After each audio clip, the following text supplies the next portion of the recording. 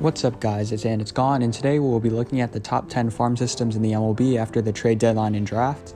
Teams 30 through 11 are already up, and the link to that video will be up above. This intro is going to be relatively the same as the past video, so if you've already seen it, just skip ahead. Farm systems are incredibly important for not only getting pipeline players into the majors at an affordable rate, but also to trade for veterans when in contention. Teams with lower records would want better farm systems to see which prospects stick in the majors. Farm system rankings can be a telltale sign of how close a team is to competing in the majors, as teams like the Padres, Rays, and Blue Jays not only had a lot of homegrown talent, but used some of that talent to trade for some great veteran players. Teams with relatively weak farm systems can replenish their farm system through smart drafting, and vice versa. The trade deadline can knock off a farm system's ranking along with young players graduating from prospect status to rookie status. Before we get on to the video, could you guys please hit the subscribe button? Currently, only 3% of people who watch my videos are subscribed, so if y'all do, not only would help me grow my channel, but I would also very much appreciate it. Without further ado, let's get on to the video.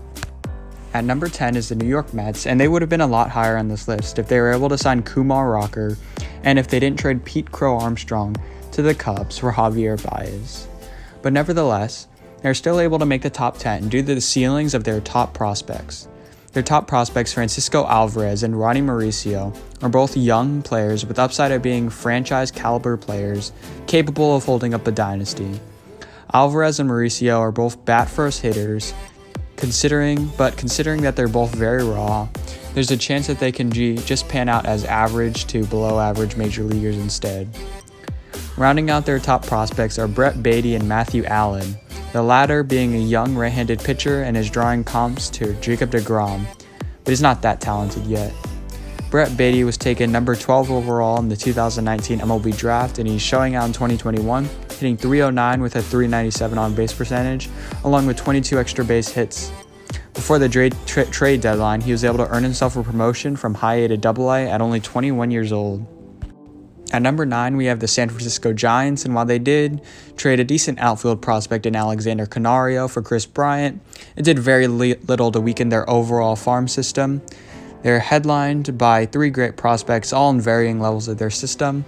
The most Major League ready has already made his Major League debut last year in catcher Joey Bart. He's a great catcher defensively as he has great arm strength, and he uses that strength to make hard contact consistently. Marco Luciano and Heliot Ramos are both in the lower levels of the minors and need some more development, but the talent is definitely there, and they could be franchise players if all goes well. With their first 2 picks in the 2021 draft, they fixed a definite need in their farm system by selecting pitchers Will Bednar and Matt Misculi. Keep an eye on the left-hander Kyle Harrison, who they signed to overslot value last year, and he's performed well so far, pitching to a 3 ERA and over 50 innings in single A. At number 8, we have the San Diego Padres, and while a lot of their prospects have already graduated or have been sent off for elite veterans, they still have a lot of players on the upper echelons if they're on the verge of making their big league team. They're led by a top left-handed pitching prospect in the game right now, in Mackenzie Gore, and while he struggled this year with his command so far, he has a pretty safe floor with his deceptive delivery and fastball. They also have shortstop CJ Abrams, who's an elite fielder with some sneaky underrated contact. He has popped up a lot in trade rumors as their current infield is a little crowded. When the Padres drafted outfielder Robert Hassell in the 2020 MLB draft, he was already regarded as one of the best left-handed hitters in the game, and so far, he's shown that off with a smooth swing, hitting .301 with 26 extra base hits in single A, and he should see his stock rise considerably very soon. At number 7, we have the Baltimore Orioles, and their rebuild is close to being over, thanks to the state of their farm system.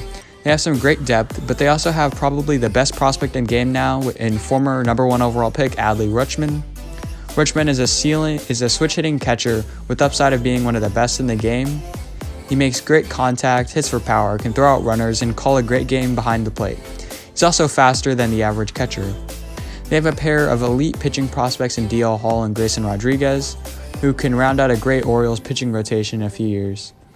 DL Hall is a left-handed pitcher with a deceptive delivery, and Grayson is a right-handed fire bowler with a sinker that can go up to 99 miles per hour.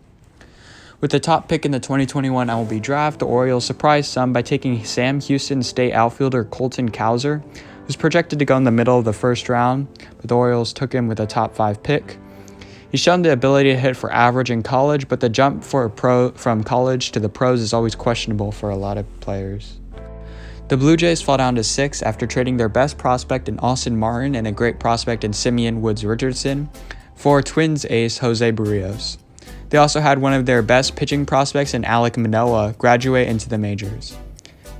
Had none of these things occurred, they may have been in the running for the best farm system in the league. However, they still have a bunch of good prospects, headlined by a pitcher with the highest velocity grade in the entire minor leagues in Nate Pearson. While injuries and lack of command so far has made his major league stint forgettables, he still has the potential to be an ace. Gabriel Moreno and Jordan Groshans are both some bat-first players with decent fielding at their positions at catcher and shortstop. They can turn out to be an above-average players eventually. The Blue Jays got a steal at 19 by taker Gunnar Hoglund with the 19th overall pick. And he would have been a top 10 pick barring his Tommy John surgery, but his upside is there and the Walker Buehler comp is still valid. The D-backs rise to 5th with their continued development of their young prospects along with the fall of some other teams ahead of them. They have 3 elite outfield prospects in Corbin Carroll, Alek Thomas, and Christian Robinson. Corbin Carroll and Alek Thomas are pretty similar in that they're contact-first left-handed hitters with some great speed and can play center field or a corner outfield position. Corbin Carroll was on a tear, hitting above 400 before having a season-ending shoulder injury in Single A. Alek Thomas was hitting .280 in Double-A at age 21 before earning himself a promotion into Triple-A.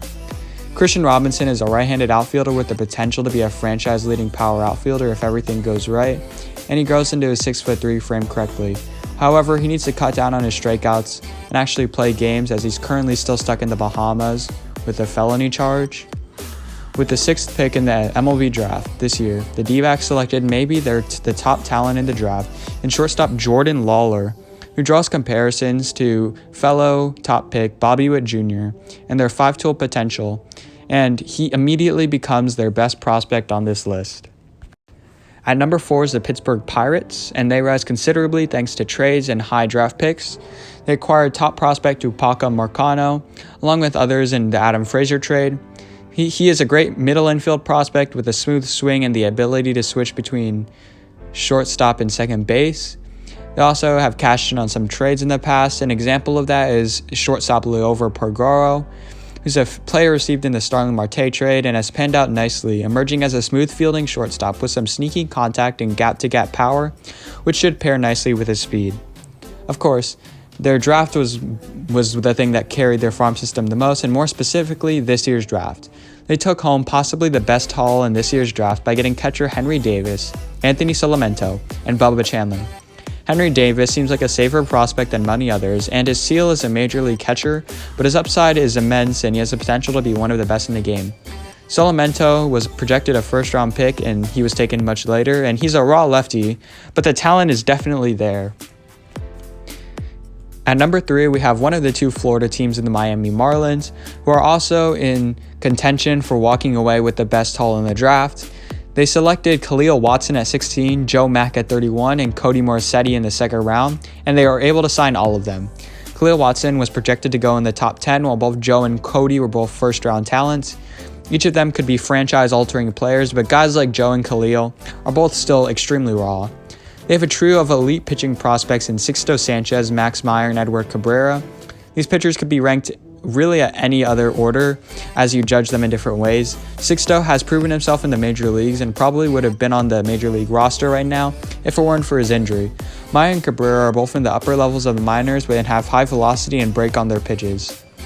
Their last really great prospect is outfielder JJ Bleday, who's a former first-round pick with a smooth left-handed swing that brings along some power along with it. This may be controversial, but the Tampa Bay Rays fall to number 2 now after being the best farm system for the last 2 years.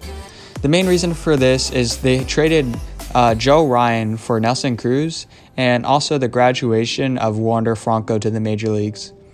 Nevertheless, you still have a top farm system in the game thanks to the wide variety of elite prospects.